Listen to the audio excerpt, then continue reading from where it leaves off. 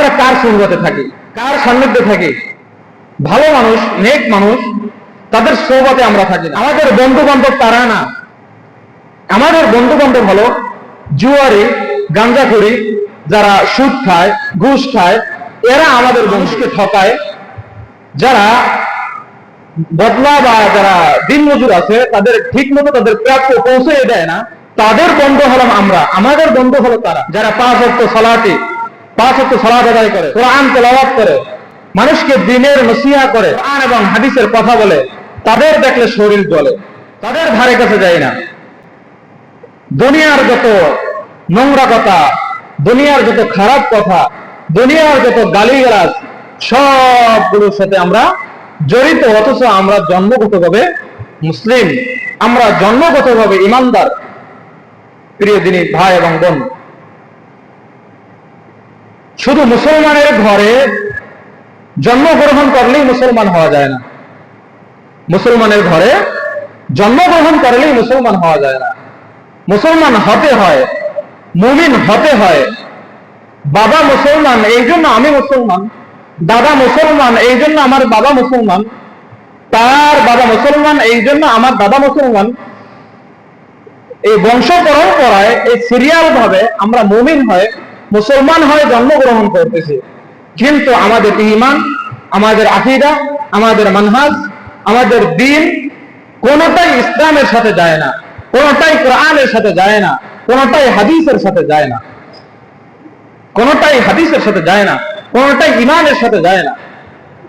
এই জন্য আমাদেরকে কোরআন এবং সেই হাদিস অনুযায়ী সাহাবায়ে কেরাম যেভাবে আমল করেছেন, খৈরুল কুরুন যেভাবে আমল করেছেন, সালফে সালিহিন সালাফগণ যেভাবে আমল, তাদের ঈমান যেমন ছিল, আমাদের ঈমান, আমাদের আকীদা, আমাদের মানহাজ তেমন হতে হবে। প্রিয় উপস্থিতি, বর্তমানে আমাদের মাঝে জিলহজ মাস চলতেছে। আজকে জিলহজের 2 তারিখ। এই জিলহজ মাসের সম্পর্কে অনেক ফজিলত রয়েছে, এই জিলহজ মাসের অনেক আমল রয়েছে। এই বিষয়ে আমরা গত জুমায় আলোচনা করেছিলাম। তারপরেও আজকের আমাদের খুতবার বিষয়বস্তু হবে জিলহজ মাসের কিছু মাসআলা মাসাইল, কুরবানি সম্পর্কে কিছু মাসআলা মাসাইল। এ সম্পর্কে কোরআন এবং সহিহ সুন্নাহ থেকে তথ্যবহুল আলোচনা করার চেষ্টা করব। আমা তাওফীক ইল্লা বিল্লাহ, আলাইহি তাওয়াক্কালতু ওয়া ইলাইহি উনীব। প্রিয় উপস্থিতি, আমরা গত জুমায় আলোচনা চলেছিলাম জিলহজ মাসের 10টি আমল সম্পর্কে, যেখানে বেশ কিছু আলোচনা শুনেছি। সেটা মনে করিয়ে দেওয়ার জন্য আবারও বলতেছি। যেখানে সূরা হজের 37 নম্বর আয়াতে আল্লাহ সুবহানাহু ওয়া তাআলা বলতেছেন, লা ইয়ানালাল্লাহু লাহুমা ওয়ালা দিমাউহা ওয়ালাকিন ইয়ানালুহুত তাকওয়া মিনকুম। তোমরা যে কুরবানি করবে, এই কুরবানির রক্ত এবং গোশত আল্লাহর কাছে পৌঁছাবে না। আমরা যে নাহার করব, গরু জবে দেব, ছাগল জবে দেব, বা কুরবানির জন্য নির্দিষ্ট যে প্রাণীগুলো রয়েছে, প্রাণীগুলো আল্লাহর উদ্দেশ্যে, আল্লাহর জন্য জবাই করব, নাহার করব, এই নাহারের গোশত এবং রক্ত আল্লাহর কাছে কিছুই পৌঁছাবে না। আল্লাহর কাছে পৌঁছাইবে ওয়ালাকিন ইয়ানালুহুত তাকওয়া মিনকুম, আল্লাহর কাছে শুধু পৌঁছাবে আমাদের তাকওয়া, আমাদের আল্লাহ ভীতি এবং আমাদের নিয়ত। যে সম্পর্কে বুখারীর 1 নম্বর হাদিসের ভিতরে একটি হাদিস উল্লেখ করেছেন। রাসূল সাল্লাল্লাহু আলাইহি ওয়াসাল্লাম বলতেছেন, ওমর ইবনে খাত্তাব রাদিয়াল্লাহু তাআলা হাদিসটি বর্ণনা করেছেন, ইন্নামাল আমালু বিন্নিয়াত, প্রত্যেকটা আমল নিয়তের উপর নির্ভর করে। প্রত্যেকটা আমল নিয়তের উপর নির্ভর করে। আপনি নিয়ত যা করবেন, আপনার ফল তেমন হবে। এখন কেউ যদি আমের বিচি লাগিয়ে জামের আশা করে, তা হবে না। কাঁঠালের বিচি লাগিয়ে পেয়ারার আশা করা, পেয়ারার গাছের আশা করা হবে না। নিয়ত করতে হবে খালেস, এবং যেই বিষয়ে নিয়ত করব সেটাও হতে হবে খালেস। আম গাছ, আমের বিচি লাগিয়ে আমের আশা করতে হবে, কাঁঠালের বিচি লাগিয়ে কাঁঠালের আশা করতে হবে, লিচুর বিচি লাগিয়ে লিচুর আশা করতে হবে। তার জন্য আগে আমাদেরকে ঈমানকে খাঁটি করতে হবে, ইখলাসকে খাঁটি করতে হবে, মানহাজকে সঠিক করতে হবে এবং আমাদের দ্বীনকে খাঁটি করতে হবে। রাসূল সাল্লাল্লাহু আলাইহি ওয়াসাল্লামের আরেক হাদিসে বলতেছেন যে অল্প আমলেই নাজাতের জন্য যথেষ্ট হবে যদি নিয়ত খাঁটি থাকে। নিয়ত থাকতে হবে খাঁটি, ইখলাসের সাথে আমল করতে হবে এবং ঈমান থাকতে হবে পরিপূর্ণ পাকা। তাহলে আমল যতটুকুই করি না কেন সে আমল দিয়ে পরে আমরা নাজাত পেতে পারবো ইনশাআল্লাহ। আর যদি ঈমান ঠিক না থাকে, তাওহীদ ঠিক না থাকে, আকীদা ঠিক না থাকে, মানহাজ ঠিক না থাকে, এগুলো ঠিক না করে আমরা যতই আমল করি না কেন, সে আমল যতই সুন্দর হোক না কেন, সে আমল যতই বেশি হোক না কেন, সে আমল আল্লাহ সুবহানাহু ওয়া তাআলার দরবারে কবুল হবে না। যত বড়ই গরু কোরবানি দেওয়া হোক না কেন, যত বড় উট কোরবানি দেওয়া হোক না কেন, আল্লাহ সুবহানাহু ওয়া তাআলা কবুল করবেন না যদি নিয়ত সঠিক না থাকে, যদি মানহাজ ঠিক না থাকে। তাহলে আমাদের মানহাজ হতে হবে সালফে সালিহিনের মানহাজ, সালফে সালিহিনের মানহাজ, অর্থাৎ নবী সাল্লাল্লাহু আলাইহি ওয়াসাল্লামের ঈমান যেমন ছিল, সাহাবায়ে কেরামের ঈমান যেমন ছিল, তার পরবর্তী খৈরুল কুরুনের, তার পরবর্তী যুগের মানুষের ওলামাদের ঈমান ও আকীদা কেমন ছিল, সেই ঈমান এবং আকীদা অনুযায়ী আমাদের আমল করতে হবে। তাহলে আল্লাহ সুবহানাহু ওয়া তাআলা আমাদের আমলগুলোকে কবুল করবেন। যে হাদিস বলতেছিলাম যে ইন্নামাল আমালু বিন্নিয়াত, প্রত্যেকটা আমল নিয়তের উপর নির্ভর করে। ওয়া ইন্নামা লিকুল্লি ইমরিইন মা নাওয়া ফামান কানা হিজরাতুহু ইলাল্লাহি ওয়া রাসূলিহি ফামান কানা হিজরাতুহু ইলাল্লাহি ওয়া রাসূলিহি। এই হাদিসটি রাসূল সাল্লাল্লাহু আলাইহি ওয়াসাল্লাম বলেছিলেন হিজরতের সময়, যখন তিনি মক্কা থেকে মদিনায় হিজরত করেন, হিজরতের সময় তিনি এই হাদিসটা বলেছিলেন।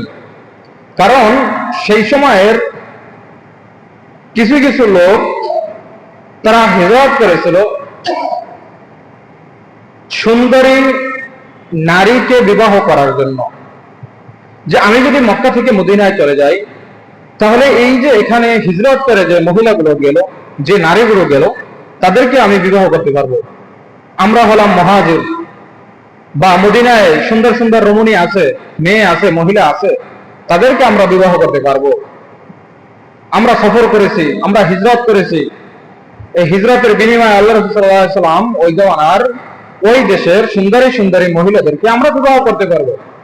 রাসূল সাল্লাল্লাহু আলাইহি ওয়াসাল্লাম বলতেছিলেন, যার নিয়ত হবে আল্লাহ এবং তার রাসূলের জন্য, যার হিজরতের নিয়ত হবে আল্লাহ এবং তার রাসূলের জন্য, সে পরপারে আল্লাহ এবং তার রাসূলকেই পাবে, সে পরপারে মুক্তি পাবে। আর কেউ যদি কোনো মহিলাকে বিবাহ করার জন্য হিজরত করে তাহলে দুনিয়ায় সেটা সে তাই পাবে, কিন্তু পরপার সে পাবে না, সে পরকালের কোনো নেকি পাবে না। এই জন্য প্রিয় দিনী ভাই এবং বোন, আমাদেরকে নিয়ত করতে হবে খাঁটি, নিয়ত ইখলাস থাকতে হবে, ইখলাস হতে হবে সঠিক। তাহলেই আমরা যত আমল করি সে আমলটা কম হোক না কেন, বেশি আমল করার দরকার নাই, কম আমল হতে হবে এবং সে আমলটা হতে হবে কন্টিনিউ, প্রতিদিন অল্প অল্প আমল না। আজকে এক বোঝা আমল করলাম, আবার এক বছর পর আবার এক বোঝা আমল করলাম। যেমনি ভাবে দেখা যায় যারা রমজান মাসের মুসল্লি আছে, বাৎসরিক মুসল্লি বা ঈদের মুসল্লি বা সাপ্তাহিক মুসল্লি, তারা শুধু সপ্তাহে আসে, তারা শুধু ঈদের সালাতে আসে, তারা শুধু রমজান মাসে আসে। বিশেষ করে রমজান মাসে মাগরিবের সময় দেখা যায় কেন ইফতার আছে মসজিদে, খিচুড়ি আছে, বিরিয়ানি আছে, গরু মুরগি দিয়ে বিরিয়ানি হয়। আবার দেখবেন যেদিন ইফতার ভালো না হয় সেদিন ওই দূর থেকে দেখেই তারা চলে যায়। এখন যারা খায়, যারা ইফতার করে, তারা মনে করতেছে, তাদের নিয়ত হলো, তাদের উদ্দেশ্য হলো এটা যে এখন আমি খাইছি, খাওয়ার পরে যদি নামাজটা না পড়ি, যদি মাগরিবের ওয়াক্তে মসজিদে না ঢুকি, মানুষ কি বলবে? পরের দিন আইলে তো আমাকে বকাবকি করবে বা গালমন্দ করবে বা বিভিন্ন জনে বিভিন্ন কটু কথা বলবে। এই জন্য সে মাগরিবের সময় মসজিদে ঢুকে, কিন্তু এশারের সময় তাকে পাওয়া যায় না, ফজরের সময় তাকে পাওয়া যায় না, পরের দিন জোহরের সময় তাকে পাওয়া যায় না, আসরের সময় পাওয়া যায় না, শুধু মাগরিবের টাইমেই তাকে পাওয়া যায়। এই জন্য বাৎসরিক মুসল্লি এবং সাপ্তাহিক মুসল্লি তাদের নিয়ত সঠিক নাই। রমজান মাসের মুসল্লি, ঈদের মুসল্লি, আমল হতে হবে অল্প, সেটা হবে কন্টিনিউ। আপনি 5 ওয়াক্ত শুধু ফরজ সালাত আদায় করেন, আপনার সুন্নাত যদি পড়তে পারেন, যে নামাজ না পড়ে তার জন্য বলতেছি, যে নামাজ একেবারেই না পড়ে তার জন্য বলতেছি, সে তো অন্তত শুধু 5 ওয়াক্ত ফরজ সালাত পড়তে পারে, সুন্নাত না পড়ুক। তারপরে যারা ফরজ পড়ে কন্টিনিউ, তারা তো সুন্নাত পড়বে। যারা কন্টিনিউ সুন্নাত পড়ে, তারা তো এর পাশাপাশি আরো 2-4 রাকাত নফল নামাজ পড়তে পারে, এটা তার জন্য এক্সট্রা। তো অল্প অল্প আমল করতে হবে। এক বছরে এক বোঝা নামাজ পড়লাম, শুধু রমজান মাসে নামাজ পড়লাম, আবার 11 মাস পর আবার রমজানে আসলাম, সেটা হবে না। আমল হতে হবে অল্প, এবং নেক হতে হবে খালেস, নেক হতে হবে সঠিক, এবং আকীদা এবং মানহাজ হতে হবে সালফে সালেহিনের, অর্থাৎ নবী, সাহাবা এবং খায়রুল কুরুন, তার পরবর্তী 2 যুগ সাহাবী, তাবী, তাবে তাবী, তাদের আকীদা, তাদের মানহাজ, তাদের আমল কেমন ছিল। পরবর্তী যুগে আজকে আমরা, আমাদের পরে কিয়ামত পর্যন্ত যত মুমিন আসবে, যত মুসলমান আসবে, তাদের আমল, তাদের আকীদা, তাদের মানহাজ সব কিছু তাদের মতো হতে হবে। এখন আমরা পাবো কই সেটা কিতাবের ভিতরে আছে, সেটা হাদিসের ভিতরে আছে, সেটা কোরআনের ভিতরে আছে, যে সাহাবীরা,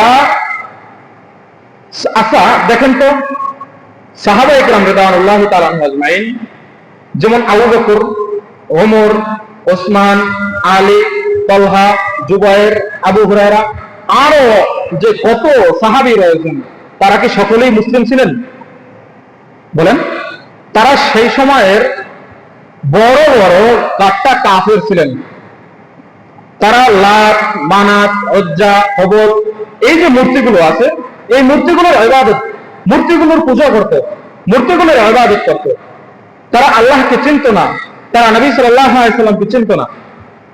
দেখেন, ওমর রাদিয়াল্লাহু তাআলা আনহুর ঘটনা আমরা সকলেই জানি, যে ওমর রাদিয়াল্লাহু তাআলা আনহু, তিনি ইসলামের কত বড় শত্রু ছিলেন, কত বড় শত্রু ছিলেন। কিন্তু পরবর্তীতে তিনি যখন ইসলাম গ্রহণ করেছে, তখন ইসলামের জন্য তিনি নিবেদিত প্রাণ হয়ে গেছে। যখন যেদিকে ডাক দেওয়া হয়, জান মালের প্রতি ভরসা না করে, ভয় না করে, মৃত্যুকে তোয়াক্কা না করে, জিহাদের ময়দানে ঝাঁপিয়ে পড়ে, বিভিন্ন শত্রুদের মোকাবেলা করে। তারা একসময় ইসলামের বিরোধী ছিল। তারা রাসূল সাল্লাল্লাহু আলাইহি ওয়াসাল্লামের সহচর্যে গিয়ে, রাসূল সাল্লাল্লাহু আলাইহি ওয়াসাল্লামের সাহাবী হয়ে, রাসূল সাল্লাল্লাহু আলাইহি ওয়াসাল্লামের সোহবতে গিয়ে তারা জান্নাতের সার্টিফিকেট প্রাপ্ত মানুষ হয়ে এই দুনিয়া থেকে চলে গেছেন। সুবহানাল্লাহ। তাদের নাম কোরআনের ভিতরে বলে দিয়েছেন রাদিয়াল্লাহু তাআলা আনহু আজমাইন, যে আল্লাহ তাআলাও তাদের উপরে খুশি হয়ে গেছেন, আল্লাহ তাআলা তাদের উপর রাজি খুশি হয়েছেন, সাহাবীদের উপর, এবং সাহাবীরাও আল্লাহ তাআলার উপর রাজি খুশি হয়ে গেছেন। তাহলে এই বড় বড় কাট্টা কাফের, যারা পরবর্তীতে রাসূল সাল্লাল্লাহু আলাইহি ওয়াসাল্লামের সোহবতে থাকার কারণে, ভালো মানুষের সোহবতে থাকার কারণে, আশেপাশে থাকার কারণে, তার সাথে ওঠা বসার কারণে, তিনি ওই সময়ের সাহাবীরা দুনিয়া থেকেই জান্নাতের সার্টিফিকেট পেয়ে গেছে। তারা কাফেরের ঘরে জন্মগ্রহণ করার পরেও, তারা ইসলামের মুসলমানদেরকে, সাহাবায়ে কেরামদেরকে অত্যাচার করার পরেও, অনেক সাহাবীকে শহীদ করার পরেও, তারা দুনিয়াতে বসে জান্নাতের সার্টিফিকেট পেয়ে গেছে। তাহলে প্রিয় দিনী ভাই এবং বোন, আমরা এই দুনিয়াতে আছি, আমরা কার সুহবতে থাকি, কার সান্নিধ্যে থাকি? ভালো মানুষ, নেক মানুষ, তাদের সোহবতে আমরা থাকি না। আমাদের বন্ধু বান্ধব তারা না। আমাদের বন্ধু বান্ধব হলো জুয়ারি, গাঞ্জাখড়ি, যারা সুদ খায়, ঘুষ খায়, এরা আমাদের বন্ধু। যারা মানুষকে ঠকায়, যারা বদলা বা যারা দিন মজুর আছে তাদের ঠিক মতো তাদের প্রাপ্য পৌঁছে দেয় না, তাদের বন্ধু হলাম আমরা, আমাদের বন্ধু হলো তারা যারা 5 ওয়াক্ত সালাত আদায় করে, কোরআন তেলাওয়াত করে, মানুষকে দ্বীনের নসিহত করে, কোরআন এবং হাদিসের কথা বলে। তাদের দেখলে শরীর জ্বলে, তাদের ধারে কাছে যায় না। দুনিয়ার যত নোংরা কথা, দুনিয়ার যত খারাপ কথা, দুনিয়ার যত গালিগালাজ, সবগুলোর সাথে আমরা জড়িত, অথচ আমরা জন্মগতভাবে মুসলিম, আমরা জন্মগতভাবে ইমানদার। প্রিয় দিনী ভাই এবং বোন, শুধু মুসলমানের ঘরে জন্মগ্রহণ করলেই মুসলমান হওয়া যায় না, মুসলমানের ঘরে জন্মগ্রহণ করলেই মুসলমান হওয়া যায় না। মুসলমান হতে হয়, মুমিন হতে হয়। বাবা মুসলমান এই জন্য আমি মুসলমান, দাদা মুসলমান এই জন্য আমার বাবা মুসলমান, তার বাবা মুসলমান এই জন্য আমার দাদা মুসলমান। এই বংশ পরম্পরায়, এই সিরিয়াল ভাবে আমরা মুমিন হয়ে মুসলমান হয়ে জন্মগ্রহণ করতেছি, কিন্তু আমাদের ঈমান, আমাদের আকীদা, আমাদের মানহাজ, আমাদের দ্বীন কোনটাই ইসলামের সাথে যায় না, কোনটাই কোরআনের সাথে যায় না, কোনটাই হাদিসের সাথে যায় না, কোনটাই হাদিসের সাথে যায় না, কোনটাই ঈমানের সাথে যায় না। এই জন্য আমাদেরকে কোরআন এবং সেই হাদিস অনুযায়ী সাহাবায়ে কেরাম যেভাবে আমল করেছেন, খৈরুল কুরুন যেভাবে আমল করেছেন, সালফে সালিহিন সালাফগণ যেভাবে আমল, তাদের ঈমান যেমন ছিল, আমাদের ঈমান, আমাদের আকীদা, আমাদের মানহাজ তেমন হতে হবে। যে কথা বলতেছিলাম কুরবানি সম্পর্কে, কোরআনের মাসালা সম্পর্কে, যে আল্লাহ সুবহানাহু ওয়া তাআলার কাছে আমরা যে কোরবানি দেব, কোরবানির রক্ত এবং গোশত কিছুই পৌঁছায় না, আমাদের পৌঁছায় তাকওয়া, আমাদের পৌঁছায় নিয়ত। নিয়ত যেমন হবে আমরা পরপরে তেমনই পাবো। যেমনি ভাবে ওই হাদিসটি বলেছিলাম, ইন্নামাল আমালু বিন্নিয়াত, প্রত্যেকটা আমল নিয়তের উপর নির্ভর করে। প্রিয় উপস্থিতি, এখন আমাদের চলতেছে জিলহজ মাস, আজকে জিলহজ মাসের 2 তারিখ। জিলহজ মাসের আমল সম্পর্কে বলেছিলাম যে এই 10 দিনে, অর্থাৎ যারা কোরবানি করব, চাঁদ ওঠার আগে তাদের চুল, নখ, যাবতীয় যেগুলো কাটা দরকার সেগুলো চাঁদ ওঠার আগেই, অর্থাৎ জিলহজ মাসে প্রবেশ করার আগেই সেগুলো কেটে পরিষ্কার করতে হবে। তারপর এগুলো কাটবো কখন? কোরবানি দেওয়ার পরে, পশু জবাই করার পরে মোষ, দাড়ি, চুল, নখ যেগুলো কাটা দরকার সেগুলো আমরা কেটে নেব। প্রিয় উপস্থিতি, আর 2 নম্বর আমল বলেছিলাম যে বেশি বেশি সিয়াম পালন করা।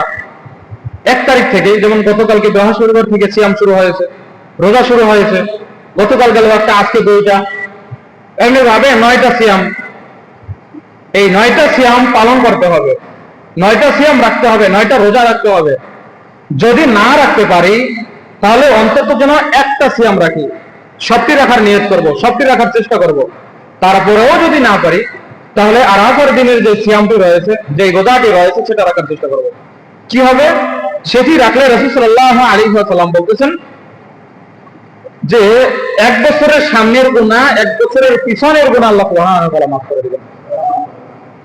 এই জন্য আমরা 9 জিলহজ আরাফার দিনের সিয়াম পালন করব। এখন এটা নিয়ে মতানৈক্য রয়েছে যে যারা হাজি তারা যখন আরাফার ময়দানে যেদিন উপস্থিত হয় সেদিন কি এই রোজা রাখবো, না আমাদের দেশের তারিখ অনুযায়ী আমরা রোজা রাখবো? এটা নিয়ে উলামায়ে কেরামদের ভিতরে অনেক মতানৈক্য রয়েছে। এক এক উলামায়ে কেরাম এক এক রকমের ফতোয়া তারা দিয়েছেন। তবে আমাদের জন্য উচিত হবে আমাদের দেশে যেই দিন 9 তারিখ হবে সেই দিন আমরা সিয়াম পালন করবো ইনশাআল্লাহ, অর্থাৎ 9 তারিখ। এবং অনেক উলামায়ে কেরাম এটাও ফতোয়া দিয়েছেন যে হাজিরা যখন আরাফার ময়দানে উপস্থিত হয় সেই দিন সিয়াম পালন করতে হবে। যেহেতু এই 2টা বিষয় নিয়ে মতানৈক্য রয়েছে, তাহলে আমরা নিয়ত করতে পারি যে যেহেতু আমরা 9টি সিয়াম পালন করব, 9টি সিয়াম পুরোটা রাখলেই যে কোনো একটা পড়ে যাবে। এবং যদি নিয়ত করেন যে না লাস্টের 2 দিনের 2টা সিয়াম পালন করবো, যেমন 8 তারিখ এবং 9 তারিখ, তাহলে আরাফার দিন হলো একটা, 2টা না। আরাফার দিন একটা, 2টা না। এই জন্য প্রিয় দিনী ভাই এবং বোন, এত মতনৈক্যের ভিতরে আমরা না ঢুকে যে যেভাবে পারি আমরা সেভাবে আমল করব। যদি কেউ মনে করেন যে না 8 তারিখ সিয়াম পালন করতে হবে, আপনি 8 তারিখ পালন করেন। কেউ যদি মনে করে যে না 9 তারিখ, তাহলে 9 তারিখ পালন করতে হবে। এবং সব মতানৈক্য বাদ দিয়ে যদি আপনি 1 থেকে 9 তারিখ পর্যন্ত সিয়াম পালন করেন, তাহলে এইটা আপনার জন্য বেশি উত্তম হবে। প্রিয় হাজিরিন, আরেকটি মাসালা হলো, যেমন আমাদের দেশে দেখা যায় যারা গরুর ভাগে কোরবানি দেয় তারা আকিকা করে। যেভাবে 7 দিনের দিন কোনো বাচ্চা যদি জন্মগ্রহণ করে, তাহলে সেদিন থেকে 7 দিনের দিন আকিকা করা সুন্নাত। 7 দিনের দিন আকিকা করা সুন্নাত। কিন্তু আমাদের দেশের ট্রেডিশন, আমাদের দেশের মাসালা এমন হয়ে গেছে যে 1 বছর পরে, 2 বছর পরে, 3 বছর, 5 বছর, 50 বছর পরে কি করে আকিকা দেয়। মুরব্বী হয়ে গেছে, আকিকা দেয় নাই, কি করবে? এখন বুঝতেছে এখন আকিকা দেয়। তারপরেও সেটা কিভাবে দেয়? কোরবানি আসছে, কোরবানি দিতেছে, যে 1 ভাগ দিতেছে কোরবানি, গরুতে 7 ভাগ হয়, 1 ভাগ কোরবানি দিচ্ছে, আর 1 ভাগ আকিকা দিচ্ছে। তবে বিশুদ্ধ মাসালা হলো এটা যে আকিকা একটা স্বতন্ত্র আমল, কোরবানি একটি আলাদা স্বতন্ত্র আমল। 2টা এক আমল না, 2টা একই আমল না। এক পশু দিয়ে 2টা হয় না। কোরবানির জন্য আলাদা পশু দিতে হবে এবং আকিকার জন্য আলাদা পশু দিতে হবে। যেটা হাদিস থেকে পাওয়া যায়, আকিকার জন্য দিতে হবে ছাগল। সেটা হতে পারে মাদি ছাগল, সেটা হতে পারে খাসি, সেটা হতে পারে পাড়া। আপনি যা জানেন, আপনি পাটা দিয়েও আকিকা দিতে পারেন, আপনি খাসি দিয়েও দিতে পারেন, আপনি মাদি ছাগল দিয়েও, বাবা ছাগল দিয়েও আপনি আকিকা দিতে পারেন। ছেলে হলে 2টা ছাগল একই রকমের, অর্থাৎ একই কোয়ালিটি। যদি খাসি হয় তাহলে 2টা খাসি দিতে হবে, যদি মাদি হয় তাহলে 2টা মাদি দিতে হবে। কিন্তু আপনি যে কোরবানির সাথে আকিকা মিলালেন, কোরবানির গরুর ভাগের সাথে আকিকা মিলালেন, এটা আপনার কোরবানিও হবে না, না হবে আপনার আকিকা। কোরবানিও হবে না, আকিকাও হবে না। 2টা স্বতন্ত্র আলাদা আলাদা মাসালা, 2টা আলাদা আলাদা আমল। আপনি 2টা যদি একই সাথে মিলিয়ে দেন, একই পশু দ্বারা মিলিয়ে দেন, তাহলে আপনার কোরবানিও হলো না, আপনার আকিকাও হলো না। এই জন্য সুন্নাহ হলো 7 দিনের দিন আকিকা দেওয়া। 7 দিনের দিন আকিকা দেওয়া। জন্ম আজকে শুক্রবার, সূর্য ডোবার আগে যদি কোনো বাচ্চা জন্মগ্রহণ করে, তাহলে 7 দিন পরে কি বার? বৃহস্পতিবার পরে, তাই না? শুক্র, শনি, রবি, সোম, মঙ্গল, বুধ, বৃহস্পতি, 7 দিন পরে বৃহস্পতিবার। তাহলে 7 দিনের দিন যদি ছেলে হয় 2টা ছাগল, মেয়ে হলে 1টি ছাগল দিতে হবে। কিন্তু এইটা যে আরো 1 বছর পরে দিবেন, কোরবানি আসতেছে, তা কোরবানির সময় দেয় 6 মাস পরে কোরবানি আসতেছে না ভাই। 2টা স্বতন্ত্র আলাদা আলাদা আমল। এই জন্য আপনাকে আলাদা আলাদা আমল করতে হবে। হাদিসের ভিতরে সাহাবায়ে কেরামের আমল এমন ছিল না, তাবেঈদের আমল এমন ছিল না, খয়রুল কুরুনের আমল এমন ছিল না, এবং ইমাম আবু হানিফা, শাফি, মালিক, আহমদ ইবনে হাম্বল এছাড়াও অন্যান্য যে ইমাম রয়েছেন, তাদের আমলও এটা ছিল না যে আকিকা এবং কোরবানি একই সাথে দেওয়া। এই আমলটি তাদের ছিল না। কিন্তু পরবর্তীতে কেমনে জানি এই 2টা আমল একই সাথে ঢুকে গেছে, একই গরুর ভিতরে ঢুকে গেছে। এই জন্য আকিকা হলো আলাদা আমল, কোরবানি হলো আলাদা আমল।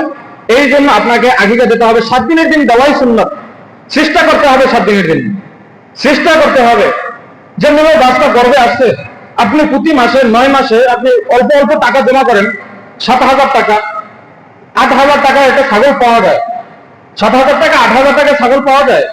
আপনি ছাগল দিয়ে আকিকা দিয়ে দেন, কিন্তু আপনি নিয়ত করেন কোনটা আপনার বাচ্চা হবে। আপনি নিয়ত করেন আপনার স্ত্রীর বা আপনার মেয়ের বা আপনার পুত্রবধূর কি লাগবে? সিজার লাগবে। এই জন্য টাকা জমায়, সিজারের জন্য টাকা জমায়, কিন্তু আকিকার জন্য টাকা জমায় না।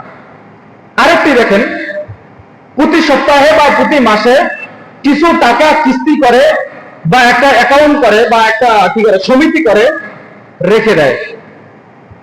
তারপরে যখন ঈদের রোজার ঈদ যখন আসে, ঈদ উল ফিতর যখন আসে, তখন একটি গরু জব দেয়। সেই গরু জব দিয়ে 12 কেজি 15 কেজি করে 10 কেজি করে গোস্ত আলাদা আলাদা করে ভাগ করে নেয়। আরে ভাই, আপনি এই টাকাগুলো আপনি কোরবানির জন্য জমা করতে পারেন না? আপনি এই টাকাগুলো কোরবানির জন্য জমা করেন, তারপরে আপনি কোরবানি দেন। আপনি প্রতি সপ্তাহে 100 টাকা রাখেন, সেখানে না রেখে আপনি প্রতি সপ্তাহে 100 টাকা রাখেন, তাহলেই তো আপনি কোরবানির সময় একটা গরুতে ভাগ হতে পারেন, একটা ছাগল কিনে আপনি কোরবানি দিতে পারেন। কিন্তু আপনি সেটা না করে কি করতেছেন? ঈদের জন্য ঈদে গোস্ত খাওয়া লাগবে, এই জন্য আপনি ঈদের সময় গরু জব করতেছেন 10-15 জনে মিলা। এই বছর নিয়ত করে ফেলেন যে যারা যারা কোরবানি দিতে পারেন নাই, যা নিয়ত যাদের নাই, তারা এই মাস থেকে কিছু কিছু টাকা জমিয়ে রাখেন, যেন আগামী বছরে কোরবানি দিতে পারেন। এবং বাচ্চা যাদের হবে, যে গরিব বা টাকা নাই, গরিব থাকতেই পারে, টাকা নাই থাকতে পারে, এই জন্য যখনই বাচ্চা আসবে পেটে, তখন থেকেই কিছু কিছু টাকা জমিয়ে রাখেন।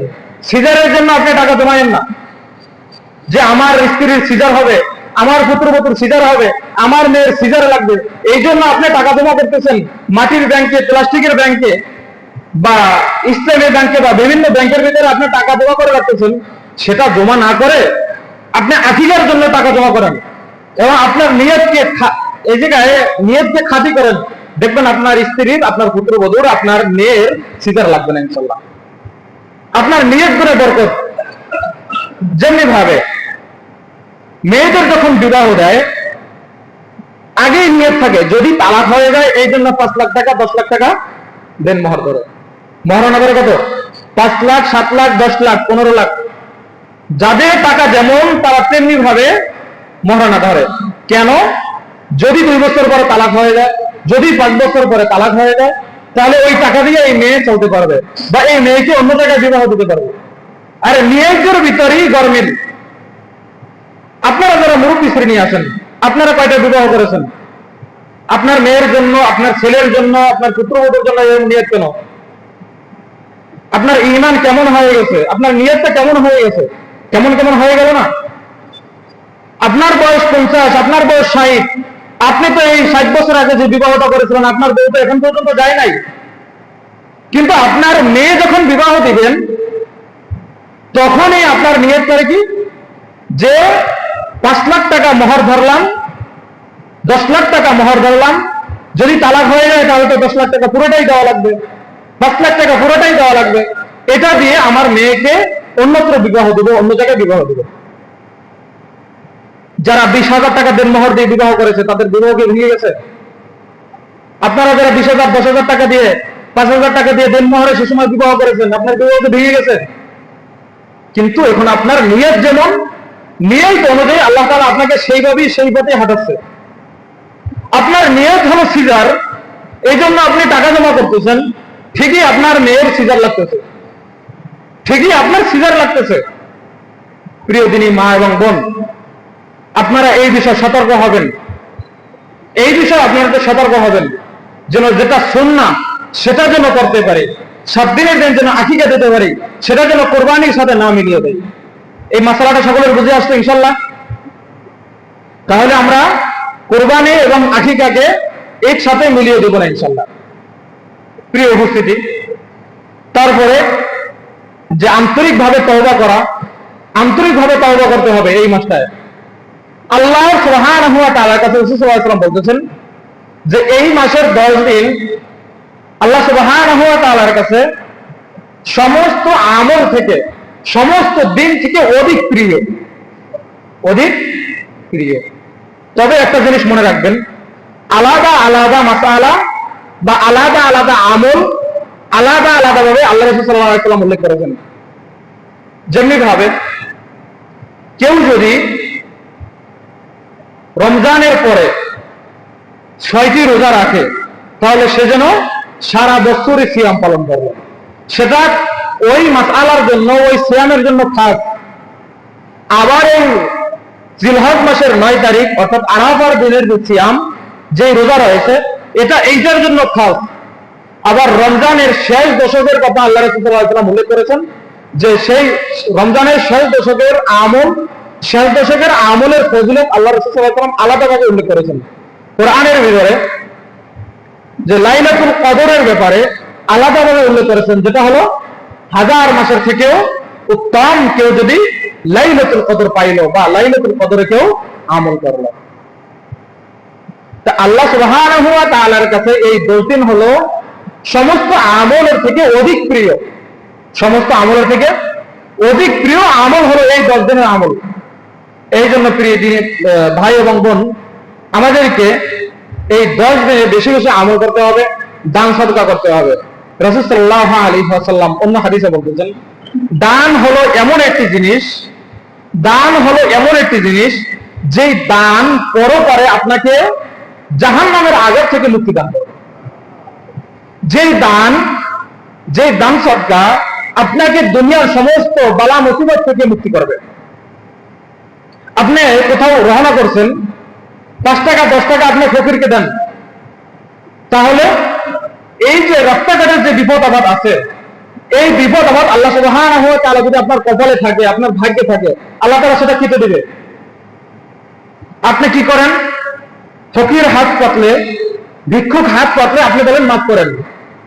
এটা কেমন কথা ভাই? মাফ করবেন কেন? আপনি যেই টাকাটা ওই ফকিরকে দিবেন, এইটা আপনি জমা রাখলেন, এটা আপনি পরপরে পাবেন, সেটা হোক 5 টাকা, সেটা হোক 10 টাকা। তবে একটি জিনিস মনে রাখেন, আল্লাহ রাসূল সাল্লাল্লাহু আলাইহি সাল্লাম বলতেছেন, আল্লাহ তাআলা এই দানের নেকি যেটা দিয়েছেন, যে না 5 টাকা দিয়েছেন 5টা নেকি পাবেন, তা না। আল্লাহ তাআলা কিয়ামত পর্যন্ত, অর্থাৎ মৃত্যুর আগ পর্যন্ত এটা বাড়াইতেই থাকে।